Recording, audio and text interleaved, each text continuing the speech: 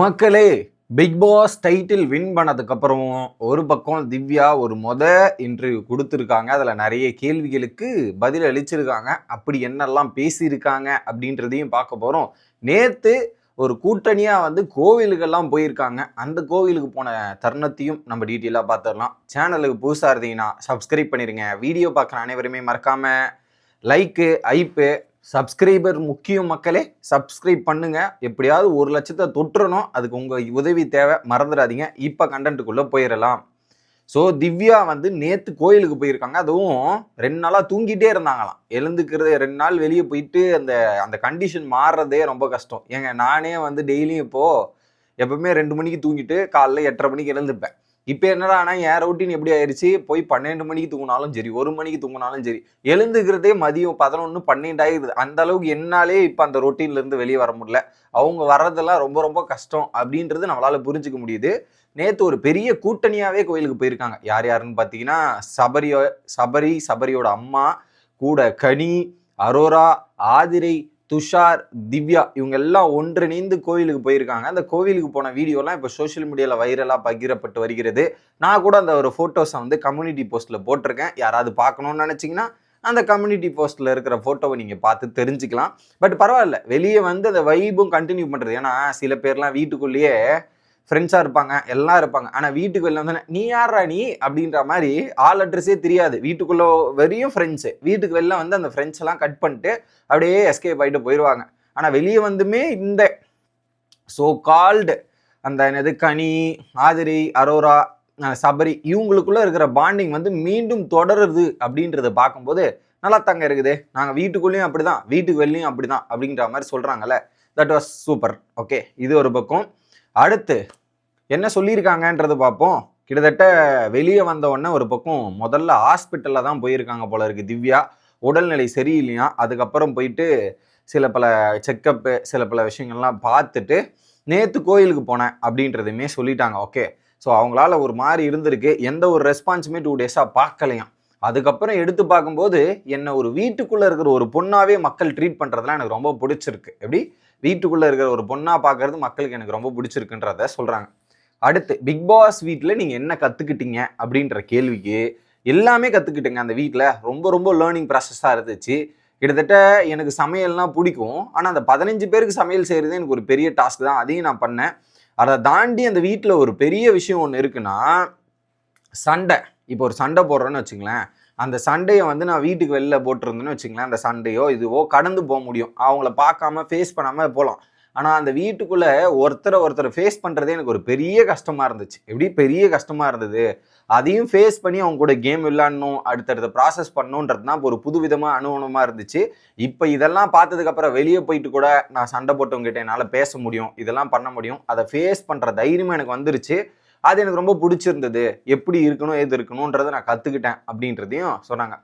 அதை தாண்டி நீங்கள் எப்படி இந்த பவுன்ஸ் பேக் பண்ணுவீங்க, இந்த ஒரு சுச்சுவேஷன் இப்படி ஆச்சுன்னா ஒரு கஷ்டமான சுச்சுவேஷத்தில் நீங்கள் மாட்டிக்கிறீங்க, அதுலேருந்து எப்படி பவுன்ஸ் பேக்ஸ் ஆவீங்கன்னும் போது எனக்கே ரொம்ப சர்ப்ரைஸாக தான் இருந்துச்சு. பட் எப்படின்னா, நான் ஒருத்தர் ஹர்ட் ஆச்சுன்னா நான் சைலண்ட்டாக போய் உட்காந்துருவேன். ரொம்ப எமோஷனல் ஆகிட்டு அப்படியே இருப்பேன். ஆனால் அந்த வீட்டை பொறுத்த வரையும் சந்தோஷம்னாலும் 2 எக்ஸ்ட்ரீமு, எமோஷனல்னாலும் 2 எக்ஸ்ட்ரீமு, எல்லாமே எக்ஸ்ட்ரீமாக இருக்கும். ஸோ அதில் நம்ம திணித்திடக்கூடாது. அதனால நம்ம அதில் போய் மைண்ட் இதுவாகிடக்கூடாதுன்றதுக்காக நான் அந்த கிச்சன் ஏரியா பக்கம் போயிட்டுனாவே எனக்கு அப்படியே பயங்கர சந்தோஷமா இருக்கும். கிச்சன் கொடுத்தா போதுங்க, என்னோட எல்லா தாட்ஸுமே மாறிடும்ன்றது எனக்கு ஒரு டீவியேஷன் பாட்டா. ஸோ திவ்யாவுக்கு ஏதாவது ஒரு பிரச்சனைனாவே அந்த டீவியேஷன் பாட்டை கிச்சனுக்குள்ளே எடுத்துகிட்டு நிறுத்திடுவேன். அப்போ எனக்கு எந்த விதமான பிரச்சனையும் இருக்காது அப்படின்றதையும் சொல்லிட்டாங்க. ஓகே, அதை தாண்டி எபிசோட்ஸ்லாம் பார்க்கலையாம். எபிசோட்ஸ்லையும் நான் பார்க்க விரும்பலை. அதுலேயும் குறிப்பாக நான் வீட்டுக்குள்ளேயே எல்லாத்தையும் பார்த்ததால என் முதுகு பின்னாடி அவனோ போய் பேசியிருப்பான். பேசினதை நான் போய் பார்க்கணும்னு அவசியம் இல்லை. அவனே தைரியம் இல்லாத முதுகு பின்னாடி தான் பார்த்துருக்கான். அதையே நம்ம போய் பார்க்கணும். அப்படியே விட்டு போயிடும். அதை கண்டுக்கவே கூடாது அப்படின்ற மாதிரி ஒரு முடிவு எடுத்துட்டேன் அப்படின்றதையும் சொல்லிட்டாங்க. கண்டிப்பாக கரெக்டு தான். ஏன்னா எபிசோடு பார்த்தோன்னு வச்சுங்களேன், என்ன பிரச்சனைனா அவன் என்ன பண்ணியிருக்கான், ஏது பண்ணியிருக்கான்ன்றது போய் நிறைய விஷயம் நமக்கு தெரியும். அது தெரியாமல் இருக்கிறதே நல்லது. அது கேம் ஓவர், கேம் முடிஞ்சு போச்சு. தெரியாமல் இருந்துக்கிட்டே போட்டோம். ஏன்னா இப்போ நம்ம தெரியாமல் நம்ம நார்மலாக யதார்த்தமாக போய் பேசும்போது கூட அவன் சொன்னவனுக்கு உருத்தம், நம்ம பேசுவோம் யதார்த்தமா. ஆனா அவன் ஒண்ணு செஞ்சிருப்பாள நமக்கு எதிரா, அவன்கிட்ட நம்ம நார்மலா பேசும்போது ஒரு பாயிண்ட்ல அவனுக்கு தோணும் மனசுல, ஐயோ நம்ம இப்படி பண்ணிட்டோமேடா, இந்த பொண்ணு அப்படி இல்லையன்ற மாதிரி அவன் உள்ளுக்குள்ளேயே உருத்தம்ல. அது ஒரு பெரிய விஷயம் நான் நினைக்கிறேன். இவங்க போய் கேட்காமே அப்படி பழகும்போது அவனுக்கு ஒரு பாயிண்ட்ல ரியலைஸ் ஆவான்ல. That was super. அடுத்து பிஆர் வச்சுதான் நீங்க ஜெயிச்சிங்களா அப்படின்னு கேட்கும்போது, எனக்கு அன்பு தரவங்க 10 பேர் இருக்காங்க, ஏட்டு தரவங்க ஒரு 50 பேர் இருக்காங்க. எப்படி அன்பு தர்றதுக்குன்னு இருப்பாங்க, ஏட்டு தர்றதுக்கும் இருப்பாங்க. ஓகே, அப்படின்றது தான் நான் பார்க்குறேன். அதை தாண்டி அன்பு கொடுக்குறவங்க நான் ஏற்றுப்பேன், ஏட்டு கொடுக்குறோம் விட்டு போட்டோம் பிரச்சனை இல்லை. நான் பிஆர்லாம் எனக்கு அப்படிலாம் இல்லைங்க. எனக்கு ஒரு ஃபேன் பேஸ் இருந்தாங்க, ஃப்ரெண்ட்ஸ் இருந்தாங்க, அவங்கெல்லாம் வீடியோ போட்டு இதெல்லாம் போட்டிருப்பாங்களே தாண்டி மக்களுடைய ஃபோனை பிடுங்கி மக்களை இது பண்ணி ஓட்டு போடலாம் வைக்க முடியாது. மக்களுக்கு பிடிச்சி தான் ஓட்டு போட்டேன் அப்படின்ற மாதிரி சொன்னாங்க. ஆனால் பிஆர் இல்லைன்னு சொன்னாங்க பார்த்தீங்களா, அதுதான் என்னால் நம்ப முடியல. நல்லா நல்லா சிறப்பாக பண்ணுறேன் அப்படின்றதா தோணுச்சு.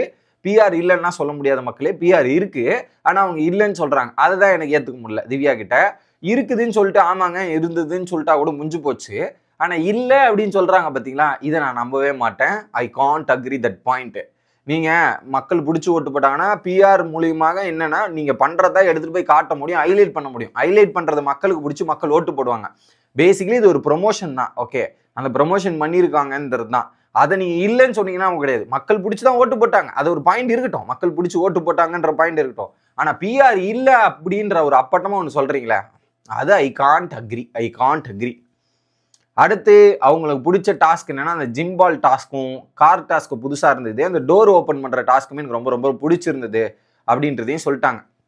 ஓகே, நீங்கள் வாழ்க்கையிலேயே இந்த பிக் பாஸ்லேயே மறக்க நினைக்கிற விஷயம் என்ன திவ்யா அப்படின்னும் போது, நான் கசப்பான விஷயத்தெல்லாம் அந்த வீட்டோட புதைச்சிட்டு வந்துட்டேன். அந்த வீட்டை மூடும் போதே அதை புதைச்சிட்டு இதெல்லாம் பண்ணிட்டு வந்துட்டேன், அதை பற்றிலாம் நான் யோசிக்கிற மாதிரியே கிடையாது அப்படின்னு சொல்லிட்டாங்க.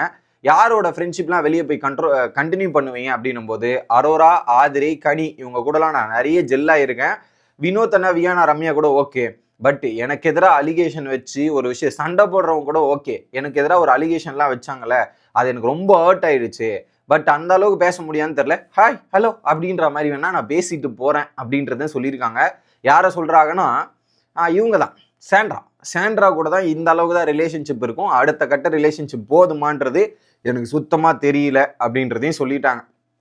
அடுத்து நெக்ஸ்ட் பிளான் என்னன்றா எந்த ஐடியாவும் இல்லை, எதுவுமே இல்லை அப்படின்றது தான் எனக்கு தோணுது அப்படின்றத சொல்லிட்டாங்க. அதை தாண்டி மக்கள் இந்த அளவுக்கு எனக்கு ஒரு சப்போர்ட் பண்ணுறதா இருக்கட்டும், கோயிலுக்கு போகும்போது கூட இந்த மாதிரி ஒரு போல்டான ஒரு பொண்ணு அந்த மாதிரி இருக்கணும்பா அப்படின்ற மாதிரி பாராட்டுறதெல்லாம் எனக்கு ரொம்ப ரொம்ப பிடிச்சிருந்தது. வேற மாதிரி இருக்கு அப்படின்றத ஃபீல் பண்ணுறாங்க. இந்த பிக் பாஸோட எக்ஸ்பீரியன்ஸ் எனக்கு வாழ்நாளில் வேற மாதிரி எக்ஸ்பீரியன்ஸு.